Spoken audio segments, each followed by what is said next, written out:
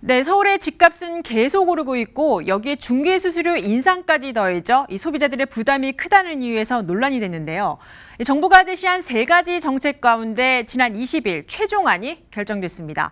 10월부터 6억 원 이상 주택 거래에 대한 중개 수수료율이 일제히 낮아지는데 이 최고 수수료율이 현행 0.9%에서 0.7%로 0.2%포인트 줄어드는 겁니다. 이 결정에 대해 중개업소들의 입장은 어떤지 지역의 공인중개사 한 분과 이 내용에 대해 좀 더 이야기를 나눠보겠습니다. 네, 도봉구에서 공인중개업을 하고 계신 김영철 공인중개사 화상으로 연결합니다. 안녕하십니까? 예, 안녕하세요. 네, 반갑습니다. 우선 이 부동산 중개 수수료 개편안이 결정됐습니다. 이 소비자 입장에서는 부담이 줄긴 했는데 최근 집값이 가장 많이 오른 도봉과 노원 등 지역의 중개업소 반응은 어떻습니까? 이게 정확하게 아셔야 될 게 이제 뭐냐면은 네. 중개 보수가 인상된 게 없습니다. 왜 그러냐 하면 저희가 뭐 중개 요율에 따라서 고정 요율에 따라서 상한 고정 요율에 따라서 이제 중개 보수를 받는 이런 체계인데요. 어떤 특정 매매 대금에 대해서 중개 요율이 마치 누진세율처럼 인상된 게 없고요. 10억 원짜리면은 10억에 상한가는 기존의 0.9%를 수수해 왔고, 뭐 이거에 대해서 뭐 이게 뭐 1.8%라든지 이렇게 받은 게 아니거든요. 그런데 이제 지금 여러 가지 이제 국토교통부라든지 소비단체에서 이거를 갖다가 중개 보수가 인상됐다고 표현하는데, 인상된 게 예나 지금이나 동일 금액은 동일 수수료를 받았죠. 네, 제가 후속으로 질문드릴 이야기가 좀 연관된 부분이기도 한데 이 소비자 대부분이 중개 수수료 부담이 크다는데 불만이 지속되고 있는데요. 여기에 대해선 중개업 입장에서는 어떤 의견을 내놓을 수 있을까요? 자, 이제 부담이라고 한다면은 구체적으로 경제적 부담을 의미하는 것일 텐데요. 그러면 경제적 부담이라는 것은 자신의 소득에 비해서 맞지 않는 그런 지출을 했을 때 이제 부담이 된다고 표현을 하는 것일 텐데요. 자, 이제 한번 따져보겠습니다. 예를 들어서 9억 원짜리 아파트를 구입한다고 가정을 해볼게요. 그러면 9억 원짜리 아파트를 구입할 때 이제 메인 프라이스라고 가정했을 때 에디드 프라이스라고 이제 붙는 부분이 취득과 관련된 세금 부분, 그리고 중개 보수, 이렇게 딱 두 가지를 요약을 해보겠습니다. 그런데 10억짜리는 아까 전에 말씀드린 대로 중개 보수액은 예나 지금이나 똑같습니다. 그런데 지금 부담이 되는 차원이 뭐냐 하면은 취득과 관련된 세금이죠. 취득과 관련된 세금이 과다하게 지금 올랐지 않습니까? 지금 예를 들어서 그 2주택자, 3주택자 같은 경우에는 2주택자는 이제 뭐 취득세와 거기에 관련된 부가세까지 합치면 한 9%대. 그리고 3주택자는 18.4%대. 뭐 이런 식으로 과다하게 올랐습니다. 이게 그 경제적 부담이 되는 거지 중개보수는 전혀 변화가 없는 겁니다.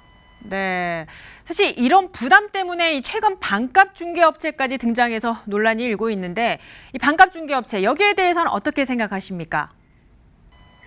반값 중개업체는 크게 이제 두 가지 부류가 있는데요. 첫 번째는 이제 대형 중개업체가 이제 이런 중개시장에 들어오려는 부분이 있고, 네.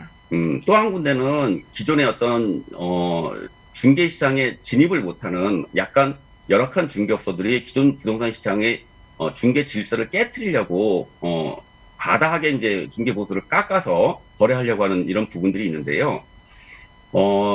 소비자분들이 한번 생각해 보셔야 될 게 뭐냐면은 지금 제가 후자를 먼저 말씀드리겠습니다. 이제 왜 전자는 아직까지 진입은 하려고 하지만 하지는 않았으니까. 후자인 경우에는 기존의 아파트 매물에 대한 특성, 이런 것들을 자세히 모릅니다. 자, 단적인 예로 말씀드리면은, 좀 안 좋은 얘기긴 합니다만은, 특정 아파트 동호수에서, 예를 들어서, 뭐, 투신 자살을 했다. 거기서 살인사고가 일어났다. 예를 들어 성범죄자가 위층, 아래층, 앞집, 옆집, 어딘가에 살고 있다. 이런 걸 일절 모릅니다. 그리고 동네 부동산이 아니기 때문에 그런 업체들은 이제 동네 부동산에서 약간 거리를 두고 있거든요. 예를 들어서 어떤 소비자의 불만이 있었을 때 그냥 법적으로만 해결하려고 할 겁니다. 근데 저희 인근에 있는 공인중개사 사무소들은 사실 동네 입소문이 가장 무섭기 때문에 법으로 해결하기 이전에 먼저 소비자의 불만을 해결하려고 부단히 노력들을 합니다.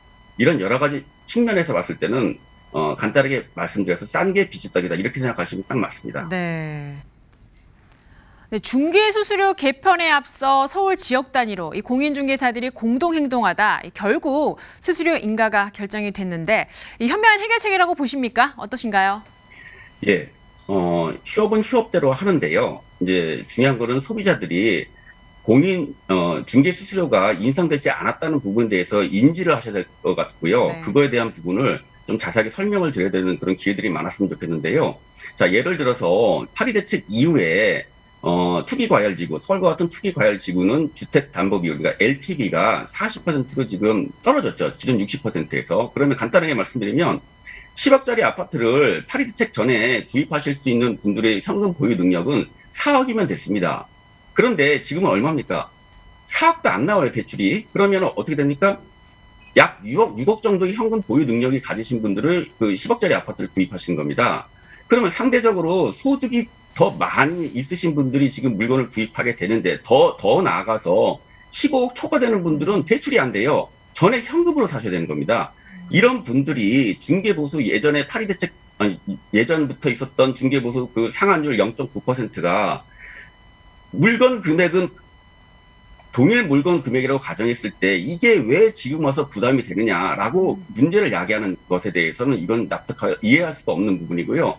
이런 부분에 대해서 이제 많은 좀 홍보를 좀 했으면 합니다. 그렇게 네. 나갈 방향입니다. 예.